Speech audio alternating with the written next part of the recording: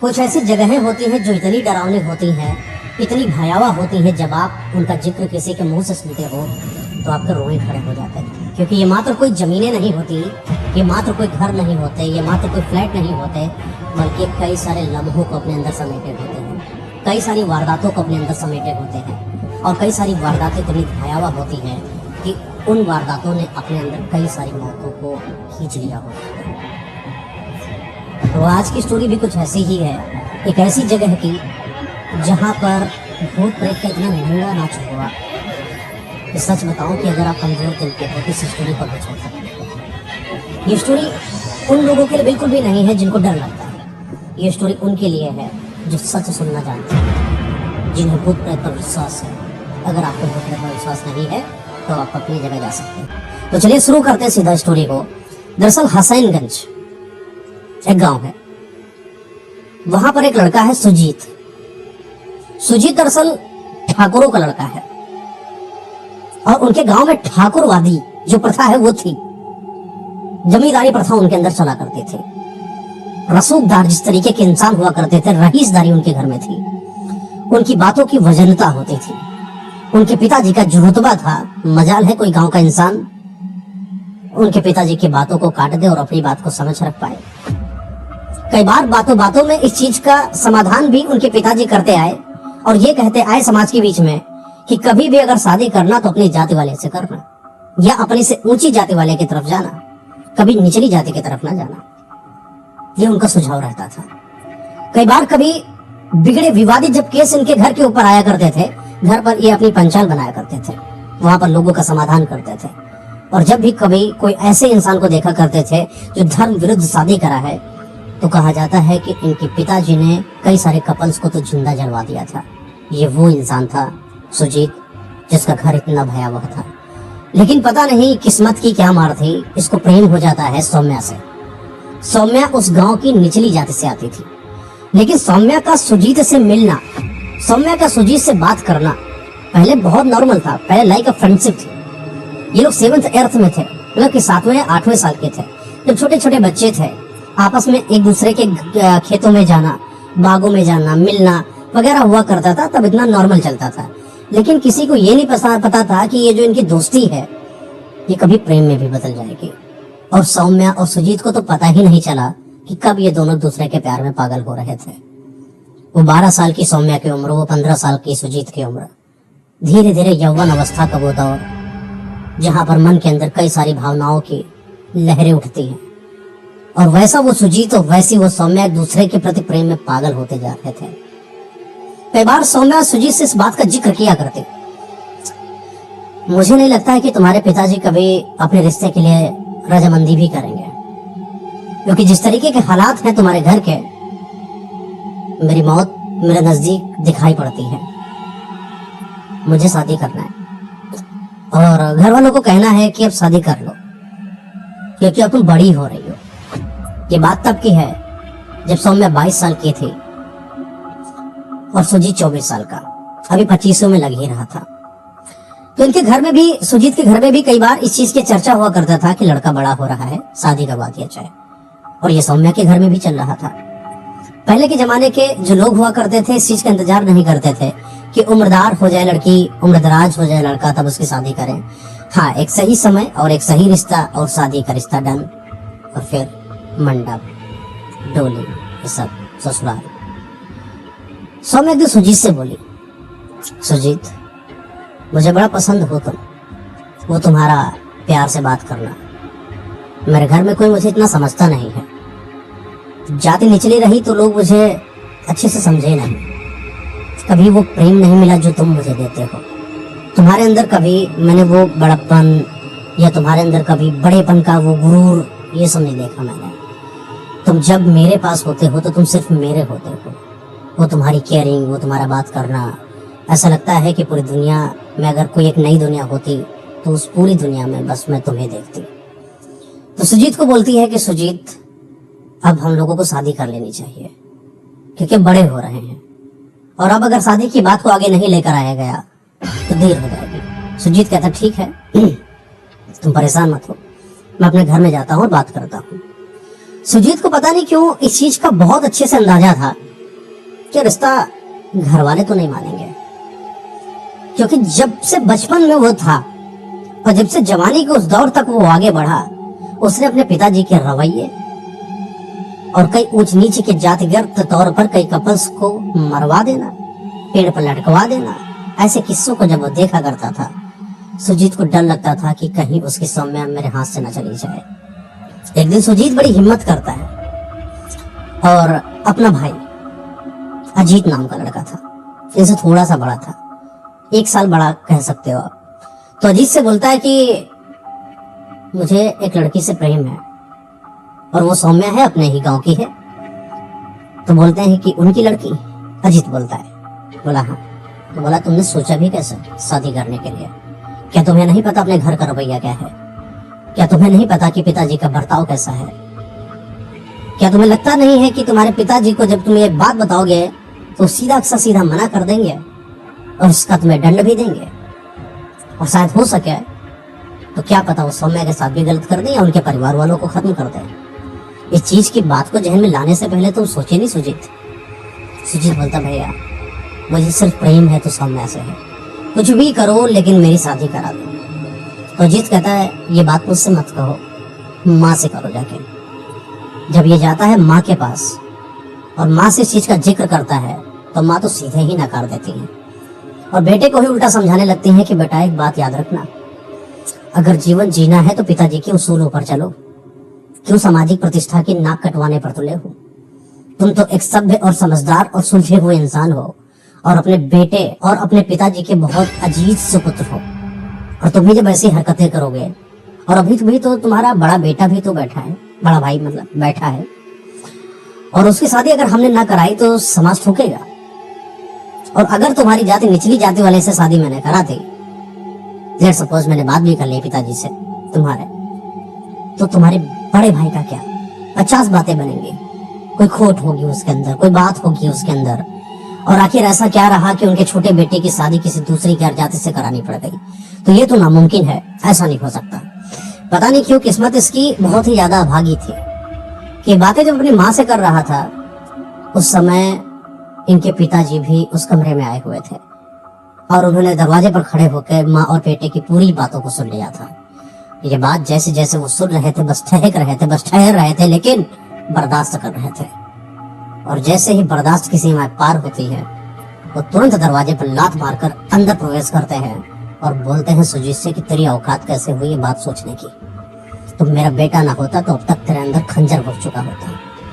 बस इतना याद रख कि शादी तो नहीं होगी और नहीं होगी, और वो 2 कौड़ी की छोरी जिसकी वजह से तू बहक गया है। अरे इन निचली जाति वालों का तो काम ही यही है कि ऊंची जाति वालों से शादी कर ले और अपना वैल्यू बढ़ा ले। समाज में जो पद प्रतिष्ठा जो मैंने कायम करी है उस पर लात रखकर कुचल कर जा रहा है तू। याद रखना शादी नहीं होगी, और आज के बाद अजीत तेरी जिम्मेदारी बनती है कि अगर एक घर से निकला तेरे हाथ पैर कटवा के बाहर फेंकवा दूंगा। और रही बात सौम्या की, उस लड़की की, उसको अभी घसीट कर लेकर आता हूँ, उसको डैश न बनवा दिया तो मेरा नाम भी कुछ नहीं। ये उग्र रूप जब सुजीत अपने पिताजी का देखता है वो अंदर से सहम जाता है, और सहमा हुआ सुजीत बस इस फिराक में है कि कैसे इस घर से निकलकर भागे और कैसे अपनी सौम्या को बचा पाए, क्योंकि अगर देर हो गई तो सौम्या उसके जीवन तो छोड़ दो, इस दुनिया को छोड़कर चली जाएगी। सुजीत को अजीत पकड़कर कमरे में लेकर आता है और उनके पिताजी गुस्से में बिलबिलाए वहां से निकल जाते हैं। सुजीत अजीत के साथ हाथापाई करके उस धक्के देकर दरवाजे को खोलकर उस घर से, जो कि थोड़ा ऊंचाई पर था, 2-3 मंजिले का घर था, वहां से कूद जाता है, और कूदने के बाद दौड़ता वहां पहुंचता है जहां पर सौम्या का घर होता है। यहाँ इनके पिताजी भी इस चीज के लिए तैयार कि जल्दी से जाकर उसके घर वालों को बर्बाद कर दें, और वो उससे पहले ही सौम्या के घर पहुंच जाता है और दरवाजा खटखटाता है, सौम्या को पूरी वारदात बताता है और सौम्या से बोलता है चलो यहाँ से भाग चलो, अगर तुम्हें मुझसे शादी करना है तो। शादी करना है तो सही, नहीं करना है तो सही, लेकिन आज तुम्हारी मौत पक्की है। अगर तुम यहाँ से नहीं भागी सब बर्बाद हो जाएगा, यहाँ से चलो। सौम्या भी हड़बड़ाई और अपने प्रेम को खत्म होता देख उसके दिमाग में तनिक भी इस चीज की शंका नहीं थी कि सुजीत मेरे लिए गलत भी हो सकता है क्या, सुजीत का हाथ पकड़ती है और अपने माताजी पिताजी की आंखों में देखकर एक नजाकत के साथ, एक शर्म के साथ वहां से चली जाती है और अपने माँ पिताजी को बोलती है कि मैं जल्द ही आऊंगी। और ये दोनों लोग हसनगंज को छोड़कर फरार हो जाते हैं और ये पहुंचते हैं एक ऐसे जगह पर जहां पर दूर दूर तक इनके न पिताजी का साया है, न इनके लोग हैं, न किसी को जानते हैं, न कहीं पर ये कुछ कर सकते हैं। वो शहर कोलकाता है जहां पर भाग कर ये आए हुए थे। अच्छा, भाग तो आप आए हो, आपके पास अपना पार्टनर भी है, आपके पास कई सारे सपने भी हैं, आपके पास कई सारी जिंदगी के जीने के तौर भी हैं, पर आपको नहीं समझ में आ रहा है कि मुझे यहाँ पर रहना कैसे है। क्योंकि वो अनजान सा, अज्ञात लोग से भरा हुआ वो शहर बार बार इन दोनों को इस चीज के लिए संसार कर रहा था कि देखो तुम लोग अपने घर को छोड़कर भागे हो और तुम्हारा अपना कोई ठिकाना तक नहीं यहाँ पर। सुजीत अपनी सौम्या को समझाता हुआ इस चीज को बताता है कि तुम परेशान बिल्कुल भी मत हो, मैं जल्द ही कोई ना कोई ऐसा जुगाड़ करता हूँ कि जहाँ पर हम लोग आराम से रह सके। हालांकि सुजीत समझदार भी लड़का था, तो वो पहले से जब भागा था तो अपने कुछ रुपयों को लेकर भागा था। उसके पास व्यवस्था थी इतनी कि वो कम से कम नहीं तो 1-2 महीने तक आराम से खा पी सकता है और घर का कोई अगर रेंट पर कोई घर ले ले वो भी सही से रख सकता है। तो कोलकाता में थोड़ी ही मतलब एक रात उसने निकाल लिया। अगले रात में उसने ये कोशिश करी कि कहीं पर मुझे एक ऐसा घर मिल जाए जहां पर हम रह सके। बड़ी किस्मत सही थी, जहां पर ये रुके हुए थे वहां से 2 ही किलोमीटर की दूर पर एक फ्लैट है। ये फ्लैट बड़ा पुराना था, बहुत सारे लोग यहाँ पर रहा करते थे। उस फ्लैट में ये एक जो फ्लैट होता है उसको मिल जाता है किसी के संपर्क से, और किराया भी कुछ ज्यादा खास महंगा नहीं था और कम रुपयों में जब वो फ्लैट मिल जाता है तो इन दोनों ने उस फ्लैट को ले लिया और वहां पर रहना शुरू कर दिया। ये जो फ्लैट था ये बड़ा सुनसान फ्लैट था। इस फ्लैट के अंदर जितने भी लोग रहा करते थे वो बस सिर्फ अपने से मतलब रखते थे। बड़े शहर के बड़े किस्से होते हैं, बड़े शहरों में फ्लैटों के रहने वाले इंसान सिर्फ खुद तक सीमित होते हैं। तुम्हारी जिंदगी में क्या व्यतीत हो रहा है, तुम कैसे हो, तुम मर रहे हो, तुम जी रहे हो, बगल वाले को भनक तक नहीं पड़ती। यही हालात कोलकाता के उस फ्लैट के अंदर के थे। उनके बगल में भी जो इंसान रहते थे वो तलक इनसे बात करने का, एक कनेक्शन बनाने का, एक संबंध बनाने की कोई कोशिश नहीं करते थे। तो ये पति पत्नी के रूप में सुजीत और सौम्या एक दूसरे के साथ फ्लैट में रहने लगे। धीरे धीरे 10-12 दिन बीत गए। खाना वाना बनाने के पूरा सामान था वहां पर, खाना, राशन की दुकानें, बाजार, सब कुछ था आसपास, तो सब ले जाकर एक दूसरे के साथ रहते। बेड भी पड़ा हुआ था। तो एक रात सौम्या सुजीत के साथ लेटी हुई थी और लेटे लेटे सुजीत से बात कर रही है। बड़ा अजीब होता है ना जिंदगी, अक्सर कुछ पाने के लिए बहुत कुछ खोना पड़ता है।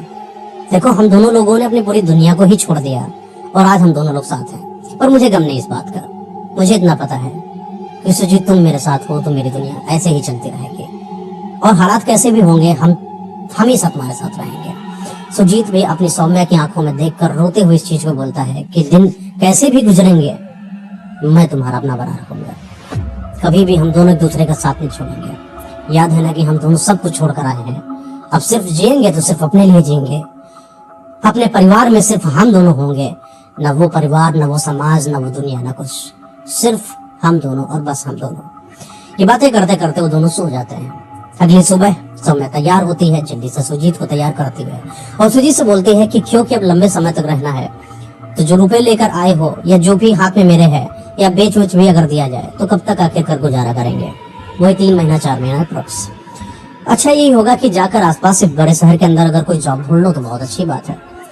सुजीत निकल जाता है, खाना वाना खाता, बाहर जॉब की तलाश में निकल जाता है।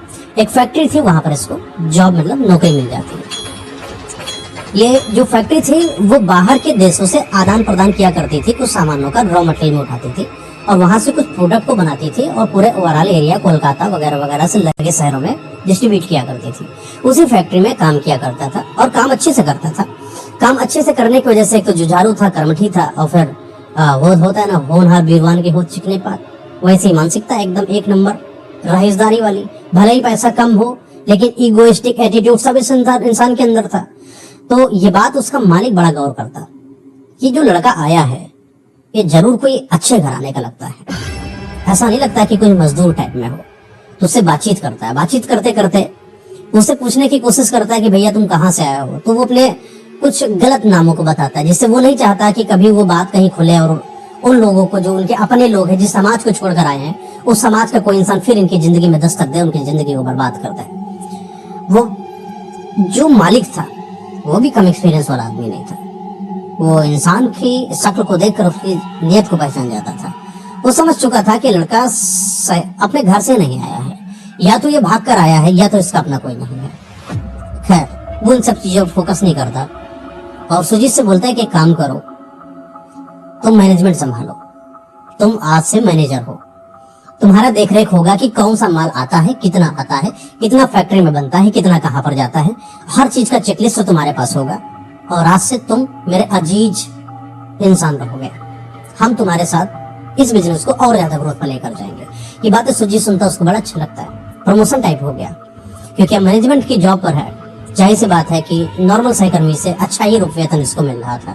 ये बात आकर अपनी सौम्या से बताता है। सौम्या धीरे धीरे बोर होने लगी अपने घर में। क्यों? क्योंकि सुबह सुजीत चला जाता फैक्ट्री पर।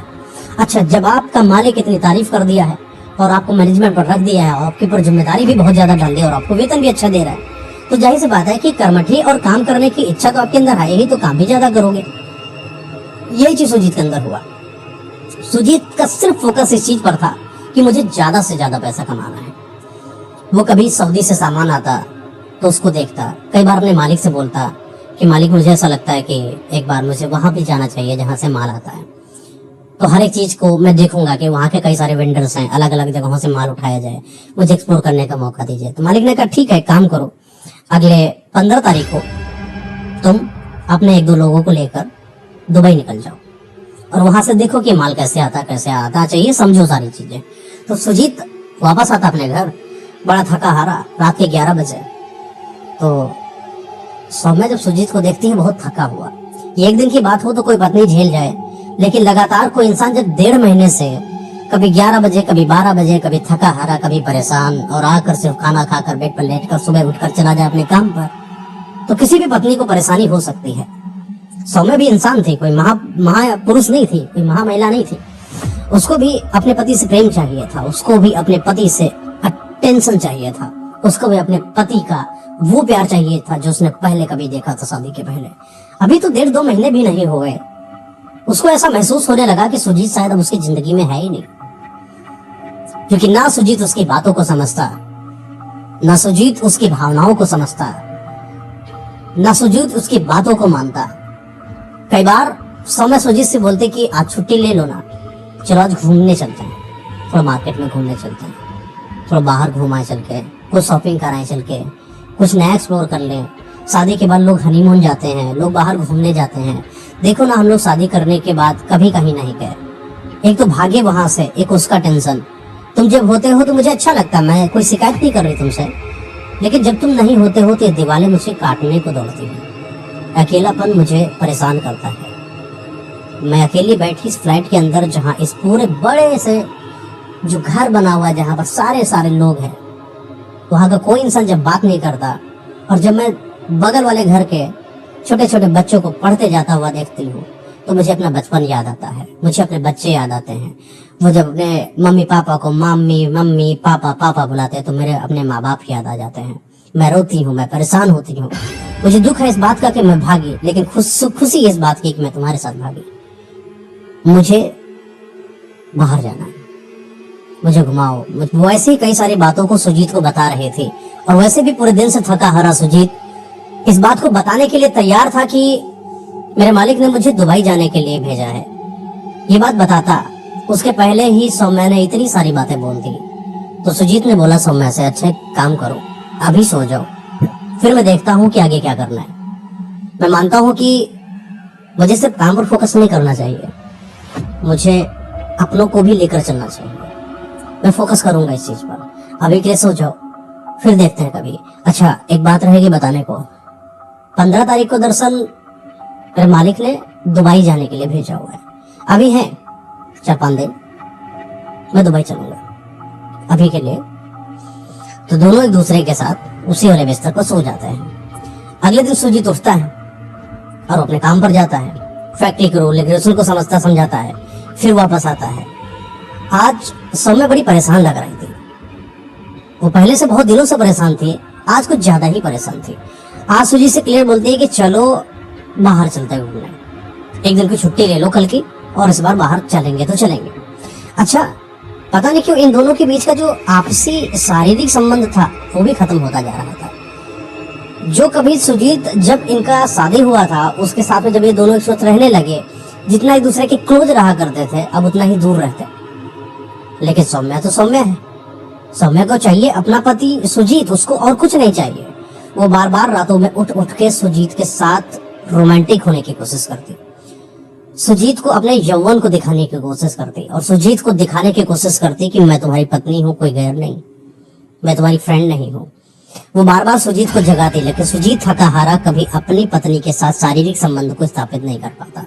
इस चीज से बड़ी ही परेशान सौम्या बार बार इस चीज की शिकायत करती है, तुम्हारे अंदर वो बात नहीं रही, अब तुम बिल्कुल वैसे बर्ताव नहीं करते जैसे तुम थे या जैसे तुम होने चाहिए मेरे मुताबिक। तुम कभी मेरे साथ संभोग नहीं करते, तुम्हें आना पड़ेगा, तुम्हें क्लोज होना पड़ेगा, तुम्हें रहना पड़ेगा मेरे साथ। इस बात के लिए लड़ा करते हो। सुजीत वैसे भी थका हारा अपनी पत्नी की जब इन डिमांड को सुनता और ज्यादा घबरा जाता और सौम्या को कई बार उल्टा सीधा बोल देता। इस बार सौम्या ने तो सारी हदें पार कर दी।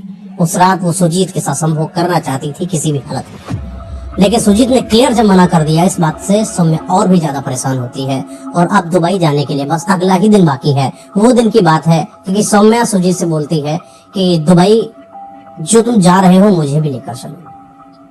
तो सुजीत का कुछ बोलता नहीं है, बस बोलता है कि काम करो, बैग वैग पैक कर दो मेरा, बाद में देखते हैं। सुबह की बात है, सौम्या ने सारी बैगों को पैक करके दे दिया, साथ में अपना भी बैग पैक करने लगी। तो सुजीत कहता है ये काम मत करो, हम आते हैं अभी 4 दिन के लिए, मेरा टूर बन रहा है, मैं 4 दिन के अंदर जल्दी से वापस आ जाऊंगा, तुम परेशान मत हो, तुम यहीं पर रुको। वापस लौट कर आते हैं और जब वापस लौटेंगे तो मेरे मालिक ने बोला है कि कुछ रुपया भी देंगे, अच्छे खास अपने पास रुपया भी होंगे, थोड़ा घूमने उमने भी चलेंगे, एंजॉय करेंगे, इसी बहाने अपना हनीमून भी हो जाएगा। और मैं जब आऊंगा ना दुबई से तो मैं पक्का बता रहा हूँ, मैं कम से कम 2 दिन की छुट्टी लेकर आऊंगा। और ये बात सिर्फ तुम्हें पता है, और सिर्फ ये पूरा जो बचा हुआ जो समय है वो मैं अपनी पत्नी यानी सौम्या तुमको देने वाला हूँ।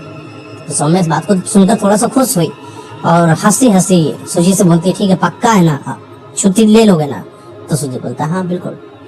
तो सौम्या खुशी खुशी उसके बैग को पैक करती है और सुजीत को बोल देती है ठीक है तुम निकल जाओ। अच्छा, सुजीत भी इधर अपनी बातों को एहसास कर रहा था।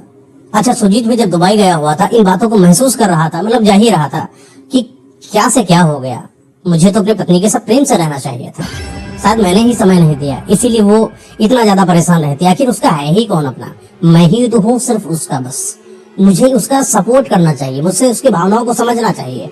वो अब अपनी गलतियों का एहसास कर रहा था, वो अपनी पत्नी से वो जो प्रेम को नहीं दे पा रहा था उन बातों को अपने अंदर ला लाकर अपने आप को ही परेशान कर रहा था और अपने आप में कोस रहा था अपने आप को कि यार ऐसा नहीं होना चाहिए, वैसा नहीं होना चाहिए, बहुत कुछ अपने अंदर कई भावनाओं को लेकर आया। तो उसने फैसला लगाया कि 4 दिन का जो 4-5 दिन के बाद जो मैंने बोला है आने के लिए, हालांकि इतना भी आसान नहीं था 4-5 दिन के आने के लिए, उसका ये चीज क्लियर था कि जितना भी दिन लगेगा, अभी सौम्या को बुरा ना लगे तो 4 दिन मैं बोल देता हूँ। लेकिन इस बार उसने ये सोचा कि दुबई जाने में और आने में लगभग 15 से 20 दिन का तो समय लग ही जाएगा। ऐसा करता हूँ, उसको जो मैंने 4 दिन बोला है 4 ही दिन रखता हूँ और मैं दुबई नहीं जाता हूँ, मैं फिर कभी चला जाऊंगा, 1-2 दिन कहीं बाहर रहूंगा और 1-2 दिन के बाद वापस अपने फ्लैट में जाऊंगा। इस चीज को सरप्राइज करूंगा कि देखो मैं जल्दी तुम्हारे लिए आ गया और मैंने कम से कम 3-4 दिन की छुट्टी भी ले रखी है। तो बड़ी सौम्या खुश होगी। ये बात अपने मन में सिर्फ ख्याल ही पुलाव पका रहा था कि ऐसा करूंगा वैसा करूंगा। और फैक्ट्री जाता अपने मालिक से बोलता है कि मालिक मुझे दुबई नहीं जाना इस बार, थोड़ा तकलीफ है हमारे घर में, एक काम करते कुछ दिनों के बाद चलते हैं, 2 दिन की मुझे छुट्टी चाहिए। तो बोला ठीक है, तो कब छुट्टी चाहिए, आज चाहिए, कल चाहिए, कब चाहिए? तो बोला कि आज मैं आया हूँ और आज और रात में और अगले दिन पूरा मैं यहाँ पर एक्स्ट्रा ड्यूटी करूंगा, मुझे 2 से 3 दिन की आगे छुट्टी चाहिए। बोला ठीक है, जैसा तुम्हें सही लगे। इतना तो भरोसा था ही मालिक को सुजीत के ऊपर कि वो जो सोच रहा है, वो जो बोलेगा, वो जो करेगा वो गलत नहीं करेगा। तो सुजीत ने भी उसी फैक्ट्री के अंदर 2 दिन गुजारे और 2 दिन गुजारने के बाद वापस अपने फ्लैट की तरफ जा रहा होता है। आज बड़ा खुश था कि आज जल्दी से जाऊंगा और ऑलरेडी मालिक की तरफ से 2 दिन की छुट्टी ले ही चुका हूँ प्रॉपर, और 2 दिन की छुट्टी के साथ जब अपनी घरवाली के साथ मिलूंगा वो बड़ी खुश हो जाएगी। उसको बहुत अच्छी अच्छी जगहों पर ले जाऊंगा घुमाने के लिए। कुछ एडवांस भी ले रखा था अपने मालिक से, तो पैसा तो इसके पास था ही। तो एक बुके लेता है जहाँ पर कई सारे फ्लावर्स होते हैं। बीते कई दिन उसने अपनी पत्नी को ना कोई फूल दिया था, ना कोई गिफ्ट दिया था, ना कोई गजरा दिया था, ना कोई अच्छी चीज बाहर की लेकर गया था कि वो खाती। अपनी गलतियों का एहसास कर रहा था वो सुजीत, और उन सारी चीजों को पूरा करने के लिए सब कुछ खरीदता है। थोड़ा सा कपड़े खरीदता है, कुछ सामान खरीदता है, कुछ मिठाई खरीदता है, कुछ एक दो बेकरी वाली जो चीजें होती हैं उनको खरीद लेता है और निकल जाता है अपने घर सौम्या को सरप्राइज करने के लिए। इस सुजीत के पास पहले से ही अपने फ्लैट की वो मास्टर की थी। अगर कोई बात हो जाए तो कम से कम वो अपनी चाबी को खोल सके। ये दोनों के पास अपनी अपनी चाबियां थी। हालांकि सौम्या घर के अंदर रहती थी। ये वही 11-12 बजे का समय है दोपहर का। फ्लैट का जो दरवाजा है वहां पर पहुंचता है, दरवाजा खटखटाता है, मन में बड़ी उम्मीदों को लेकर, मन में बड़ी खुशियों को लेकर कि देखना जैसे ही दरवाजा खुलेगा सौम्या मुझे देखे एकदम पागल हो जाएगी और भूल जाएगी सारी विवादों को, भूल जाएगी सारी नफरत को और सीधा मुझे गले लगाएगी और बोलेगी कि हाँ तुम ही मेरे सजन हो। जैसे दरवाजे पर खटखटाया तो दरवाजा खुला नहीं।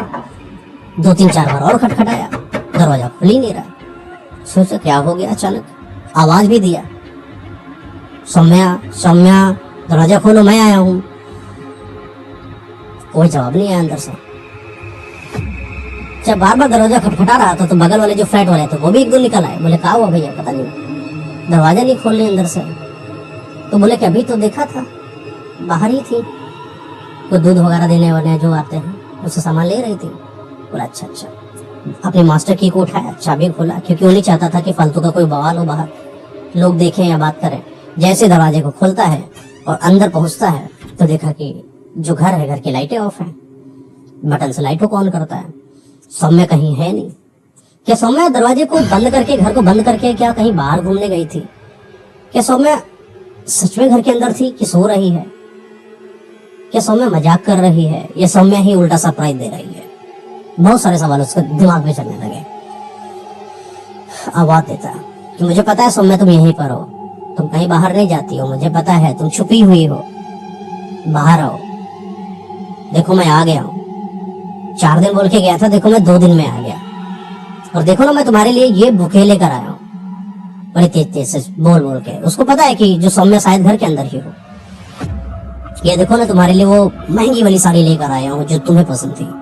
ये देखो ना तुम्हारे लिए वो फेवरेट वाली टॉफी वगैरह जो भी चॉकलेट्स वगैरह चलती थी वो लेकर आया हूँ। ये बातें बोलता जा रहा था। पता नहीं क्यों इसको खट से कहीं से आवाज आई। वो आवाज कहीं और सी नहीं थी, बल्कि किचन के बगल में कमरा था जहां पर स्टोर रूम टाइप का था, वहां से आवाज आई। इसने पहले किचन में भी देखा, बेडरूम में भी देखा, वॉशरूम में भी देखा, कहीं पर नहीं। बार बार बोलता कि सौम्या मजाक कर रही हो ना, सौम्या मजाक कर रही हो ना, बाहर आओ। अब कितनी देर तक, बहुत देर हो गया, 15-20 मिनट हो गया, अब इतनी देर मजाक अच्छा नहीं लगता, बाहर आओ। लेकिन सौम्या बाहर नहीं आ रही थी। अब पता नहीं है भी कि नहीं ये भी नहीं समझ में आ रहा है। लेकिन वो खटक स्टोर रूम के आसपास की जब इसके कानों में पड़ी, पहले तो इसको लगा हो सकता हो कि कोई चूहा वगैरह वहां पर आके क्या ही करेगी सौम्या। लेकिन फिर सोचा कि अच्छा मजाक कर रही है, अभी मैं इसका मजाक निकालता हूँ। धीरे धीरे दबे पैरों वहां पर जाता है और हल्का सा दरवाजा जो है देखता है टैप करके, तो वो दरवाजा अंदर से बंद है जैसे, ऐसा लग रहा है। लेकिन वो दरवाजा तो बाहर से ही बंद होना चाहिए, वो आखिर अंदर से कैसे बंद है? ये चीज इसको बड़ी अजीब सी लगी। थोड़ा और टाइट धक्का दिया, लेकिन बहुत तेजी से नहीं दिया, लेकिन वो दरवाजा सच में अंदर से बंद था। जैसे ही उसने उस दरवाजे पर लगी हुई वो चाबी खोलने की जगह जो होल होता है वहां से झांकने की कोशिश करी, तो देखता क्या है कि सौम्या किसी गैर मर्द के साथ पूर्ण नग्न होकर उसके साथ शारीरिक संबंध बना रही है।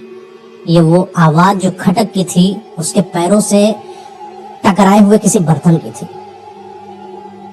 सुजीत तो पागल हो गया था जैसे। सुजीत को तो कुछ समझ ही नहीं आ रहा था। वो जिस पर इसने अपने दिल को निछावर कर दिया था, वो लड़की जिसके लिए इसने अपने घर को छोड़ दिया था, वो लड़की जो अक्सर इस चीज की लड़ाई किया करती थी कि तुम मुझे समय नहीं देते और मुझे तुम में मेरी दुनिया नजर आती है, वो लड़की किसी गैर मर्द के बाहों में, उसके नीचे अजीब अजीब सी हरकत हो रही है। वो तिलमिलाया और उसने तुरंत तेजी से धक्का दिया, और जैसे ही धक्का दिया ये बात सौम्या और उसका जो आशिक था उसको दिखाई पड़ जाती है और दोनों एक दूसरे से छटपटा जाते हैं। तुरंत वहां पर कपड़ा पड़ा होता है, सौम्या तुरंत कपड़े को अपने बदन को ढकती है। वो इंसान भी बगल में लगे हुए पर्दे के पीछे छुप जाता है। और ये चीज सौम्या की आंखों में देखकर जैसे ही सुजीत बोलता है कि देखो ये मैं लाया था तुम्हारे, सब दिखाता है एक एक चीज, ये देखो ना तुम्हारी इतनी फेवरेट चीज, ये देखो ये देखो ये देखो। बहुत रोता है, घुटनों पर आकर बैठ जाता है। सौम्य उसको संभालने की कोशिश करने के लिए जैसे ही आगे बढ़ती है, सुजीत उसको धक्का देता है और कुछ नहीं करता है, बस उठता है और फ्लैट के दरवाजे को खोलता है और बाहर निकल जाता है। सौम्य उसके पीछे पीछे पीछे पीछे, सुजीत रुक जाओ, सुजीत रुक जाओ, तुम जैसा सोच रहे हो वैसा कुछ भी नहीं है। इन सब बातों को बोलती गई बोलती गई बोलती गई। पर सुजीत ने जिन आंखों से अपने इस वारदात को देखा था, जिसको इसने सबसे ज्यादा प्रेम किया था, अपने प्यार को बंटते हुए देखा था, भला वो सुजीत कैसे बर्दाश्त कर लेगा अपनी पत्नी की बेवफाई, जिसके लिए उसने बाहर जाना चालू किया, जिसके लिए उसने घर बनाना चालू किया, जिसके लिए उसने रुपया लाना चालू किया, जिसके लिए उसने अपने घर बार को छोड़ दिया, उसमें अपनी दुनिया को देखने लगा। आज वो किसी और के गैर की बाहों में, वो अपने प्यार बर्दाश्त नहीं कर पाया, जो भागा है वहां से। ये लड़का कभी दारू नहीं पीता था भाई साहब, अगली ही दूर पर, थोड़ी दूर पर ठेका था, वहां पर ठेके पर दे शराब, ये सिगरेट, ये अपने आप को पागल कर चुका था। 1-1.5 दिन हो चुका शराब की लत में, इतना पागल, इतना धूत, वहीं पर पड़ा हुआ जैसे हमारों की जैसे सब, कोई अपना नहीं, कोई अपना घर नहीं, रातों में जैसे नाली के किनारे पड़ा रहा। जब इसको थोड़ा सा होश आया तो उसको समझ में आया कि मेरी जिंदगी बर्बाद हो चुकी है। वो रोते रोते सिर्फ उस फ्लैट में एक बार और आखिरी बार अपने कुछ सामान को, जो उसका निजी सामान था, उसको उठाने के लिए जाता है कि चलो एक बार उठा लेते हैं, उस दुनिया को छोड़कर फिर वापस अपने घर जाऊंगा। नहीं चाहिए मुझे कोई प्यार, ये पत्नी, ये लड़की, ये धोखेबाजी। मैं जाऊंगा, भले मेरे पिताजी मुझे मारेंगे, लेकिन कम से कम वो मुझे अपनाएंगे, क्योंकि मैं उनका बेटा हूँ। और जैसे जाता है फ्लैट पर, तो फ्लैट पर देखता क्या है, बहुत सारी भीड़ लगी वहां पर, उसी के घर के आगे। इतनी सारी भीड़ को देखकर वो सोचता है कि आखिर ये मेरे घर के पास क्या हो रहा है। कई सारे लोग क्योंकि बीच की भीड़ को हटाता है और अंदर प्रवेश करता है, तो देखता क्या है कि सामने उसकी सौम्य, जो वहां पर एक आंगन में ऐसे बना हुआ था, जिसमें पंखा उंखा लपेटा जाए या कोई हुक टाइप का था, उसमें साड़ी में लिपटी हुई, ऐसे लटकी हुई, खुदकुशी करी हुई, फांसी लगाई हुई वहां पर लटकी थी। कई पुलिस वाले भी खड़े हुए थे वहां पर, और कई सारे लोगों का मजमा था। सब लोग सिर्फ इस चीज के बारे में बात कर रहे थे, पता नहीं क्या हुआ, पता नहीं क्या हुआ, पता नहीं क्या हुआ। ये बात जब सुजीत देखता है, समझता है, वो बहुत फूट फूट कर रोता है। शायद वो सौम्या को कुछ कहना चाहता था, या सौम्या को एकदम से अपने आंखों के सामने ओझल होता हुआ देख वो अपने को संभाल नहीं पाया। भले वो नफरत कर रहा था, लेकिन अभी भी प्रेम तो था ही ना सौम्या के प्रति। वो प्रेम, वो नफरत सब एक में जब मिक्स हो गई, अपने आप को संभाल नहीं पाया। जैसे तैसे इसने वहां पर संपर्क बनाया, घर वालों को, अपने घर वालों को बुलाया, उसके घर वालों को बुलाया। लाश को उतारा जाता है, तो पुलिस प्रक्रिया के बाद जो लाश को दे दिया जाता है, उसके बाद वो उस गांव में जाता है जहाँ के असल में ये रहने वाले थे। अंतिम संस्कार की क्रिया को पूर्ण करा जाता है। बहुत ही परेशान ये इंसान कुछ दिन अपने घरों में रहता है। इसके पिताजी इसको बहुत गालियां देते हैं। फिर वहां से उठकर ये जिस फैक्ट्री में काम कर रहा था, फिर वापस वहां पर आता है। जब वापस वहां पर आ जाता है तो बार बार उसको वो जो रास्ता था याद आने लगा। वो फ्लैट में आने जाने का रास्ता, वो छुट्टी का समय, वो सौम्या की यादें, वो सौम्या की बातें, वो बार बार जब सर के किनारे घूमने लगी, उसने सोचा कि मुझे यहाँ से निकल जाना चाहिए। तो सोचा कि काम करते हैं, जब इतनी सारी यादें इस फ्लैट से जुड़ी ही हुई हैं, अब कुछ दिन तक फ्लैट में रुक लेता हूं, मैं एहसास करके जाऊंगा। अपने मालिक से बात करता है कि मुझे दुबई भिजवा दीजिए, मैं वहां पर संभाल लूंगा काम। तो मालिक भी इस चीज के तैयार हो जाता है, ठीक है दुबई निकल जाओ। तो ये जो है दुबई जाने में भी समय है, 1-1.5 महीने का समय है आराम से। तो फ्लैट आता है, फ्लैट के मालिक से बात करता है, चाबी अभी फिर से ले लेता है और वहां पर रहना चालू कर देता है। अब जब ये वहां पर रह रहा होता है, एक रात की बात है, लेटा हुआ था। तो लेटा है, इसको पता नहीं अंदर से एहसास हुआ कि इसके बगल में कोई लेटा हो, जैसे कोई इसका चादर खींचने की कोशिश कर रहा हो, जैसे कोई इस फ्लैट के अंदर की लाइट को बंद कर रहा हो, फिर से जला रहा हो, जैसे कोई इसके चेहरे पर बड़े ओज वाली एक लाइट को इसके चेहरे पर डालकर इसके चेहरे को निहारने की कोशिश कर रहा हो। होता है कि जब आप कहीं पर यहाँ खड़े हो और थोड़ी दूर पर कोई इंसान हो और वो गौर से आपको देखे, तो एक वक्त के लिए आपकी निगाहें भी उस इंसान से मिल जाती हैं। कुछ ऐसा इसको महसूस होने लगा। इसको लगा कि इसको कोई देख रहा है, इसको लगा कि कोई इसको निहार रहा है। रातों में जब ये लेटा करता तो इसको ऐसा महसूस होता कि कोई इंसान इसके पैरों के पास बैठा है, पर इन सब चीजों पर ज्यादा फोकस नहीं करता, क्योंकि उसको लगता कि यहाँ मेरा क्या ही हो सकता है। वो सिर्फ सौम्या की यादों को सोचा करता। उसको लगता है कि शायद सौम्या की वो यादें, वो इतने बिताए हुए हसीन पल, वो सब मुझे याद आते हैं, शायद वो वही सब एहसास हो। लेकिन जितना वो नफरत उस स्टोर वाले कमरे से करता उतना किसी से नहीं। उसने उस स्टोर वाले कमरे का जो दरवाजा था उसमें ताला मार दिया था कि कभी खोलूंगा ही नहीं, इस चीज पर पर्दा मरवा दिया था, कभी इस चीज को नहीं देखूंगा। हर रात इसके साथ कुछ अजीब सा होने लगा। एक रात की तो बात ही अजीब हो गई जब इसके पैरों को कोई जैसे खरोच रहा हो। उसको ऐसा महसूस हुआ, इसको ऐसा लगा जैसे कोई पैरों को दबा रहा हो। एक आवाज आई, वो आवाज बड़ी ही रुंधानी सी थी। ना आवाज आदमी की लग रही थी, ना आवाज किसी महिला की लग रही थी। बड़ी ही गुरगुराती आवाज में कोई एक लड़की नुमा आवाज में बोलती है कि सुजीत मुझे माफ कर दो, मैंने तुम्हारे साथ गलत किया। मुझे एहसास था इस बात का कि मैंने तुम्हारे साथ गलत किया तो मैंने अपने आप को मार लिया है। क्या अब भी तुम मुझे माफ नहीं करोगे? क्या अब भी तुम मुझे गलत ठहराओगे? इन बातों के बोलती गई और वो सारी बातें सुजीत अपने कानों से सुन रहा था। उन बातों का अंदाज, उन बातों में वो रुआसापन, उन बातों में वो ठहराव, उन बातों में वो अदाएं, वो किसी और की नहीं बल्कि सिर्फ सौम्या की थी। धीरे धीरे जब उसकी आवाज और ज्यादा गहरी होती गई, वो सौम्या की भावनाओं में बहता हुआ सुजीत सिर्फ सौम्या को देख रहा था निहार के कि सच में वहां पर कोई है भी कि नहीं। तो थोड़ी देर के बाद उसको आंखों के सामने कोई एक आकृति दिखाई पड़ी। वो आकृति हूबहू सौम्या की जैसी थी। उसको ऐसा आभास हुआ जैसे कि सच में सौम्या उसके पास आकर उसके पैरों को दबाकर, पैरों को छूकर पकड़कर उसके माफी मांग रही हो, उसके सामने प्यार की भीख मांग रही हो, गिड़गिड़ा रही हो। जैसे ये बात जैसे ही सुजीत को लगा, उसने अपना भ्रम तो नहीं समझा इस बार, क्योंकि ये बात एक दो बार और हो चुकी है इसके साथ। वो अपने आप को संभाल नहीं पाया, एकदम से बहुत डर गया। उसको लगा कि सच में लगता है सौम्या की आत्मा यहाँ पर आ गई है, क्योंकि सौम्या ने तो उसे फ्लैट में खुदकुशी भी करी थी और कोई बड़ी बात नहीं है कि उसकी आत्मा भी वहीं पर हो। वो दौड़ता तुरंत वहां से उठता है, तुरंत भागता दरवाजा खोलकर, लेकिन पूरे फ्लैट में जितना भी है वहां पर हर जगह पर सिर्फ अंधेरा है। वो जीनों से उतरता हुआ पार्किंग की तरफ आता हुआ, हर जगह पर सिर्फ अंधेरा। वो अपने आप को संभाल नहीं पाता। उसको लगता कि कोई इसके पीछे उसको दौड़ा रहा है। जैसे ही वो अपार्टमेंट के बाहर आता है, वो झांक कर अपने उस फ्लैट को देखता है जिस मंजिल पर उसका फ्लैट था।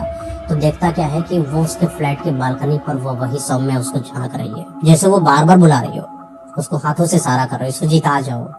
सिर्फ उसको कड़क आवाज अपनी सौम्या की सुनाई पड़ रही थी कि सौम्या उसको बार बार बुला रही है अपने पास। लेकिन ये इतना डरा और घबराया हुआ सुजीत था कि वहां से भागा और उसको समझ में आ चुका था कि सच में यहाँ पर किसी की आत्मा है, यानी सौम्या की आत्मा है। ये भागता एक अपने संपर्क दोस्त के घर में पहुंच जाता है, जो कि बीच में बनी गया था। वहां पर सारी चीजों को बताता है और वो दोस्त उसको बताता है कि एक काम करो, मुझे भी ऐसा लग रहा है कि कुछ वहां पर गड़बड़ है, क्योंकि जब मैं उस दिन तुम्हारे साथ आया था तो जब तुम वहां पर बैठे हुए थे तो वहां पर मुझे ऐसा एहसास हुआ कि तुम्हारी किचन में कोई कुछ खाना बना रहा है। और एक दिन की तो बात ही अलग हो गई, जब मैं तुम्हें छोड़ने के लिए आया हुआ था तो वो चाबी किसी महिला ने लिया था। तो सुजीत बोला किसने लिया था? बोला पता नहीं, कोई लड़की सी थी जिसकी भी नई शादी हुई है और उसने चाबी ली और बोली कि दे दूंगी मैं सुजीत को। तो ये बात मुझे भी बड़ी अजीब लगी। तो मैंने सोचा कि शायद हो सकता हो कि तुमने किसी को रखा हो या तुम्हारे घर का कोई आया हो। लेकिन ये बात जब तुम मुझे बता रहे हो तो अब मुझे इस बात पर भरोसा है कि वहां पर कोई और है, वहां पर कुछ तो गलत है। तुम एक काम करो, मेरे संपर्क में एक बाबा जी हैं, आप उनसे बातचीत कर लो, हो सकता हो कि उसका समाधान निकले। तो दौड़ के ये दोनों लोग जाते हैं बाबा के पास। बाबा को बुलाया जाता है फ्लैट में बाबा जी आते हैं, कुछ अपने कमंडल में कई सारी क्रियाओं को करते हैं और उनसे निकाला हुआ कोई पानी निकालते हैं और उस पानी पूरे घर में जैसे ही छिड़कते हैं तो बोलते हैं बेटा एक काम करो, यहाँ से निकल जाओ, क्योंकि इस घर के अंदर सौम्या की आत्मा है। वो आत्मा बहुत परेशान है, उस आत्मा को मुक्ति नहीं मिल पाएगी, क्योंकि जब वो मरी है कोई अपनी अधूरी इच्छा को लेकर मरी है। उसके अंदर बहुत ही ज्यादा पीड़ा थी। वो तुमसे बड़ा प्रेम करती थी, ऐसा उसने मुझे बताया। वो तुमसे बड़ा प्रेम करती थी और वो प्रेम में कुछ गलतियों को कर बैठी अनजाने में, और जब वो चीज तुम्हारे सामने आई तो वो चीज तुम सह नहीं पाए और इस चीज को वो भी नहीं सह पाई और अपने प्यार को पाने के लिए, अपने प्यार को साबित करने के लिए उसने अपने आप को मार दिया। ये उसका प्रेम था। बेटा तुम एक काम करो, अगर तुम्हें यहाँ पर रहना है तो तुम रहो, लेकिन याद रखना कि सौम्या तुम्हें पाने के लिए कुछ भी करेगी। सौम्या तुम्हें शारीरिक रूप में पा नहीं सकती है तो तुम्हें मार देगी, क्योंकि भूत प्रेत आत्माएं फिर संवेदनशील नहीं होते, वो सिर्फ स्वार्थी होते हैं। वो अपनी अधूरी इच्छा को पूर्ति करने के लिए कुछ भी कर सकते हैं। वो तुम्हें मार देगी और मारने के बाद जो तुम्हारी आत्मा होगी वो तुम्हारी आत्मा को भी इस कदर मारेगी कि वो कभी इस पृथ्वी लोक को छोड़कर ना जा पाए, और वो तुम्हारी आत्मा के साथ इस पूरी दुनिया में विचरण करेगी और हमेशा हमेशा के लिए पृथ्वी लोक पर रहेगी।